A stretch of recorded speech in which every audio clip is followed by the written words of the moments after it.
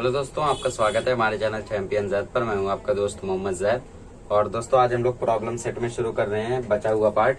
5 question जो word problem है वो बच गया था, तो उसी को हम लोग करते हैं। आपकी स्क्रीन पर क्वेश्चन लिखा हुआ है, आप भी रीड करिए, मैं भी रीड करता हूँ। ठीक है, थोड़ा सा एक्सपोजर भी सेट कर देता हूँ। चलिए। A boy standing at a distance of 48 metre from a building observes at the top of the building. ठीक है, एक बिल्डिंग है, वहां से 48 मीटर दूर एक बंदा खड़ा है, एक बच्चा खड़ा है, और वो वहां से बिल्डिंग का सबसे ऊपर वाला माला देख रहा है, समझ लो टेरिस को देख रहा है। ठीक है, तो ठीक है, सबसे ऊपर टेरिस को देख रहा है, और टेरिस को देखते समय वो ठीठा बना रहा है 30 डिग्री का।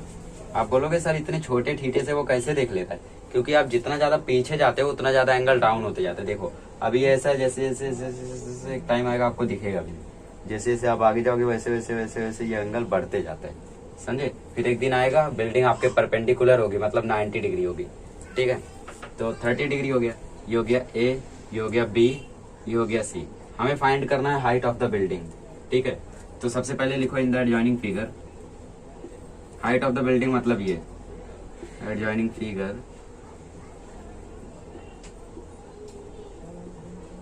segment AB represents the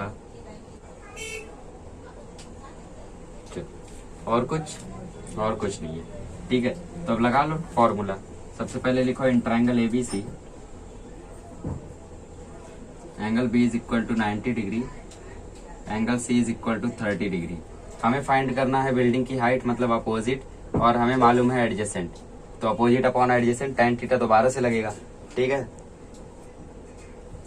तो tan थीटा का फॉर्मूला होता है अपोजिट अपॉन एडजेसेंट, मतलब AB अपॉन BC। थीटा है आपका 30 डिग्री, तो tan 30 is equal to AB आपको फाइंड करना है, और BC है 48, तो tan 30 होता है 1/√3, ये हो गया AB बाय 48। ठीक है, तो आपका AB हो जाएगा 48/√3। तो AB आपका 48/√3 आ गया, तो इसको रेशनलाइज कर दो, तो √3 इंटू √3 ऊपर नीचे मल्टीप्लाई करो, तो ये हो जाएगा 48√3/3। ठीक है, 316 जा, तो 16√3 आपको आंसर मिल रहा है। और यहाँ पे आप लोगों को √3 की वैल्यू नहीं दी है, अगर हम लोग क्वेश्चन में देखें। ठीक है, √3 की वैल्यू नहीं दी है, तो हम लोग इसको यहीं पे छोड़ देंगे। ठीक है, AB is equal to 16√3 metre. Therefore the height of the building is the height of building is 16√3 metre. I think ये क्वेश्चन आपको आता भी होगा, बच्चों वाला क्वेश्चन है ना। चलो इसको कर लो, फिर करते हैं अगला क्वेश्चन।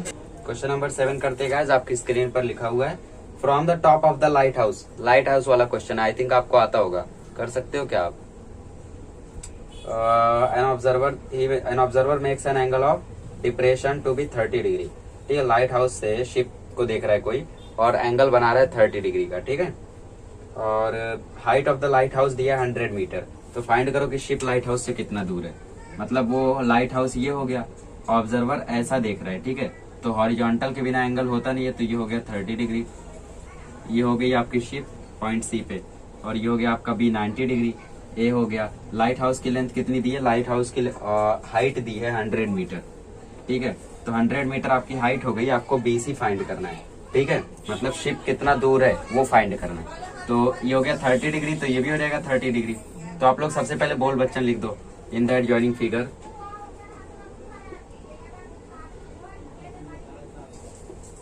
तो गाइस ये सब आपका हो गया लेखा जोखा, जो भी आपको लिखना रहता है। DAC एंगल ऑफ डिप्रेशन है नीचे की तरफ। तो अभी ट्रायंगल में आ जाओ। In triangle ABC angle DAC will be equal to angle ACB is equal to 30 degree, और डॉट डॉट डॉट डॉट करके लिखो अल्टरनेट एंगल्स। अल्टरनेट एंगल से हम लोगों ने इनको इक्वल बताया। अब ये 30 डिग्री हो गया, तो 30 के सामने वाला अपोजिट, और हमें फाइंड करना है एडजेसेंट। फिर से tan थीटा लगेगा, तो tan थीटा का फॉर्मूला हो जाएगा AB अपॉन BC। तो थीटा है यहाँ पे 30 डिग्री, 30 डिग्री है ना, रीचेक कर लो, हाँ 30 है। और AB है आपका 100 मीटर, BC आपको मालूम नहीं है, मालूम करना है। tan 30 होता है 1/√3 इज इक्वल टू 100/BC। तो BC इज इक्वल टू हो जाएगा 100√3। ठीक है, √3 की वैल्यू दी है, नहीं दी है, तो आंसर को यहाँ छोड़ सकते हो। अगर √3 की वैल्यू दी होती दैट इज 1.73, तो आपका आंसर हो जाता है यहाँ पे 0.2 आगे चला जाता, तो ये 173 मीटर हो जाता। ठीक है, ये लिखो, ये भी करेक्ट है, ये लिखो, ये भी करेक्ट है। देयरफॉर द शिप इज 100 देख लेते पीछे कौन सा दिया, पहला वाला या दूसरा वाला। दूसरा, पहला वाला दिया, ठीक है, ये वाला आप लिखो, वरना वैसे भी कर दिया फार, वैसे भी कर दिया तो भी कोई बात नहीं है, ठीक है। बट एग्जाम में वैल्यू दी हो तभी करना, और अगर आप ज्यादा समझदार हो तब करके आ जाना, वरना क्या पता आप अगर ज्यादा समझदार नहीं हो तो आपने √3 की वैल्यू गलत ले ली तब, ठीक है। चलो इसको लिख लो, ये था हमारा क्वेश्चन नंबर 7। इसके बाद हम करते हैं क्वेश्चन नंबर 8, और फिर 9 और 10 थोड़ा सा है स्टार वाला, चैलेंजिंग है थोड़ा सा, बट इजी है। इसको लिख लो, फिर करते हैं अगला क्वेश्चन। गाइस अगला क्वेश्चन है, 2 buildings in front of each other on a road of width 15 metre, ठीक है। मतलब रोड का जो विड्थ है वो है 15 मीटर। यहाँ पे है पहली बिल्डिंग, यहाँ पे है दूसरी बिल्डिंग, देखते हैं ऊंची कौन सी है। From the top of the first building having a height of 12 metre the angle of elevation, ठीक है। मतलब ये वाली बिल्डिंग लंबी है, इसकी हाइट है 12 मीटर। यहाँ से दूसरी बिल्डिंग के टॉप पर जब देख रहे हैं, ठीक है, तो ये टॉप हो गया दूसरी बिल्डिंग का, तो ये हो गया हमारा ट्राइंगल। एलिवेशन जो एंगल है वो हो गया 30 डिग्री का, ठीक है। तो हमें फाइंड करना है कि इसकी हाइट क्या होगी। इसको पहले नाम दे दो ABCDE। तो हमें क्या फाइंड करना है, हमें पूरा AE फाइंड करना है, ठीक है। तो हमें ये 12 मीटर दिया है, तो ये भी 12 मीटर हो जाएगा, क्योंकि यहाँ पे रेक्टेंगल बन रहा है, ये 15 दिया, ये भी 15 हो जाएगा। ये 15 से AB फाइंड कर लेंगे, फिर कोलिनियर से AE मिल जाएगा, ठीक है। देखो कैसे, सबसे पहले जो बोल बच्चन रहता है वो सब लिख लेते हैं। बोल बच्चन मैं यहाँ पे लिखता हूँ, क्योंकि यहाँ पे उतना बढ़िया इफेक्ट रहता नहीं है।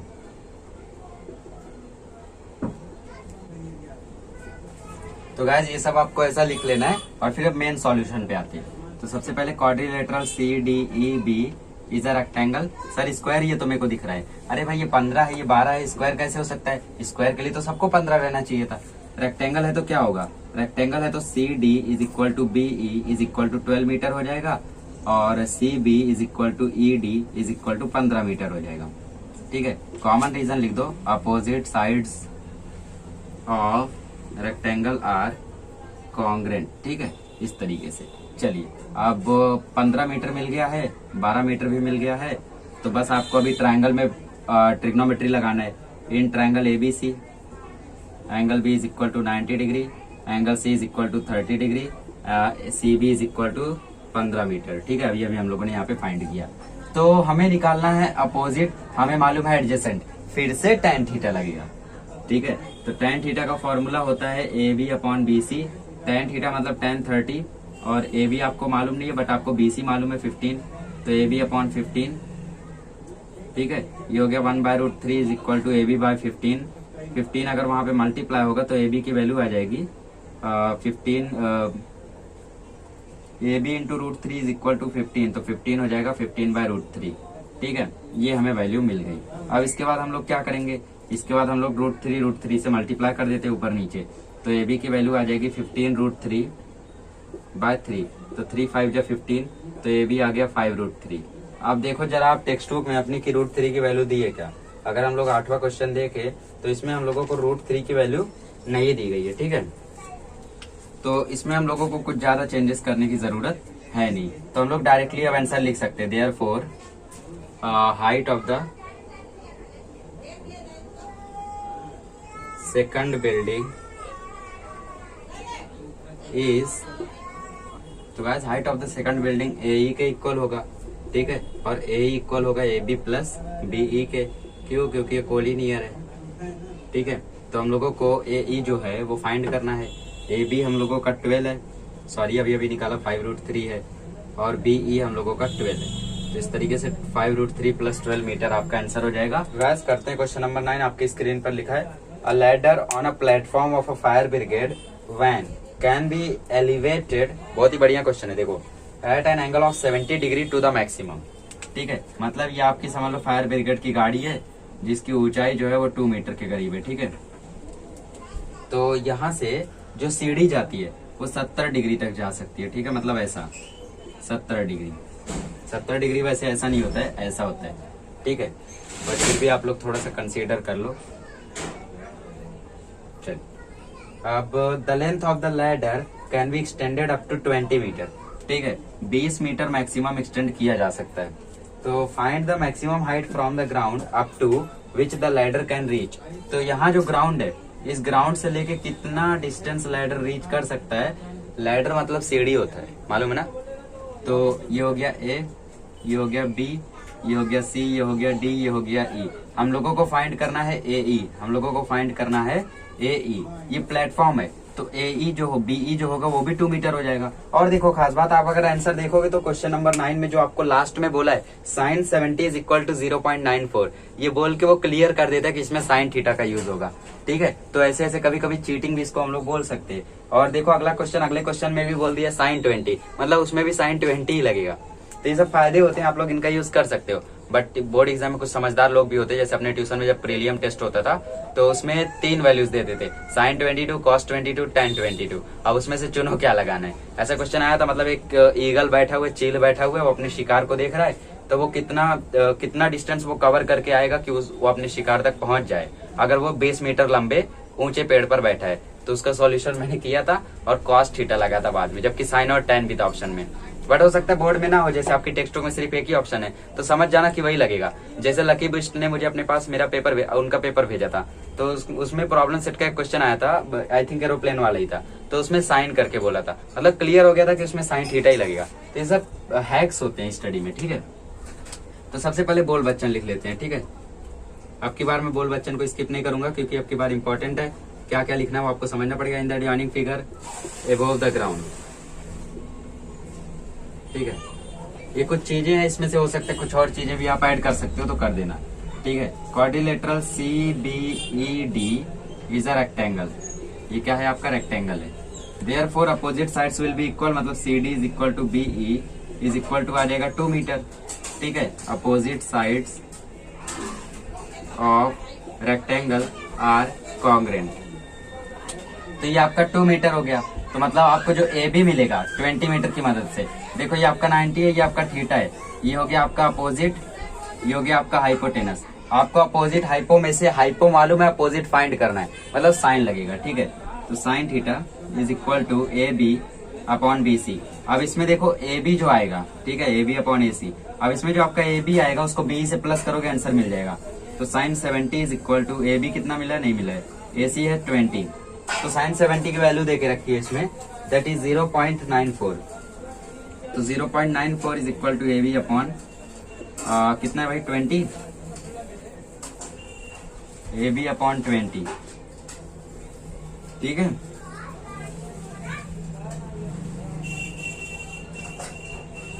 तो मल्टीप्लाई कर लो, A B is equal to 0.94 into 20।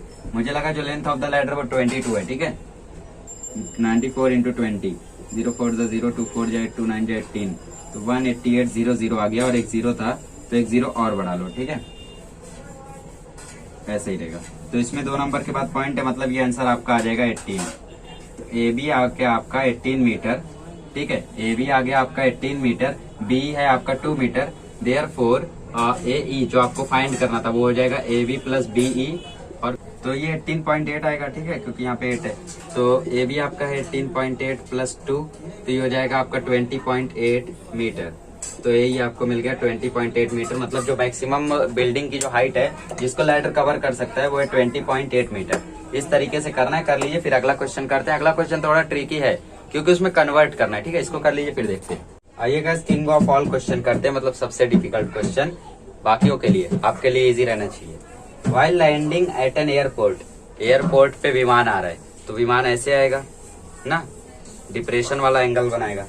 ठीक है, average speed of the plane is 200 kilometre. सोचो, the plane reached the ground after 54 seconds. Find the height at which the plane was when it started landing.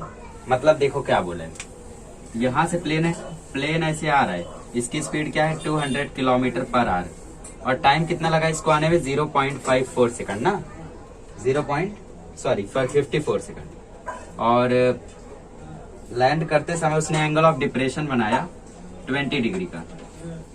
ठीक है, मतलब ये angle भी कितना होगा, ये एंगल भी 20 डिग्री होगा। तो जब उसने स्टार्ट किया था लैंड करना, उस समय कितनी हाइट पे वो था, मतलब हमें क्या फाइंड करना है, हमें फाइंड करना है ए बी।